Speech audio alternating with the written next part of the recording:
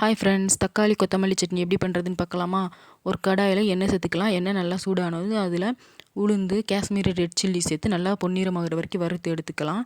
அதே கடாயிலே கட் பண்ணி வச்சுருக்கிற பெரிய வெங்காயத்தை சேர்த்துக்கலாம். பெரிய வெங்காயம் 2 பல் பூண்டு சேர்த்து நல்லா வதக்கி எடுத்துக்கோங்க. இப்போ கழுவி வச்சுருக்கிற கொத்தமல்லியை சேர்த்துக்கலாம். சேர்த்துட்டு 2 நிமிஷம் வதக்கி எடுத்தால் போதும். அப்போ தான் கொத்தமல்லியோட ஃப்ளேவர் நமக்கு அப்படியே கிடைக்கும். இப்போது தக்காளியை சேர்த்துக்கலாம்.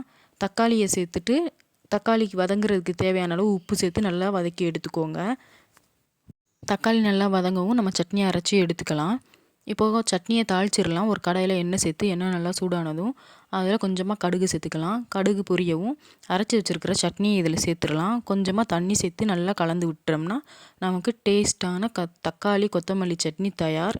இதை இட்லி, தோசை கூட வச்சு சாப்பிட்டோம்னா அல்டிமேட்டாக இருக்கும். நீங்களும் ட்ரை பண்ணி பார்த்துட்டு எப்படி இருக்குன்னு கமெண்ட் பண்ணுங்கள். யாருக்கெல்லாம் தக்காளி கொத்தமல்லி சட்னி ரொம்ப பிடிக்குமோ அவங்கெல்லாம் கமெண்ட்டில் க்ரீன் ஹார்ட் கமெண்ட் பண்ணுங்கள். தேங்க்யூ ஃபார் வாட்சிங்.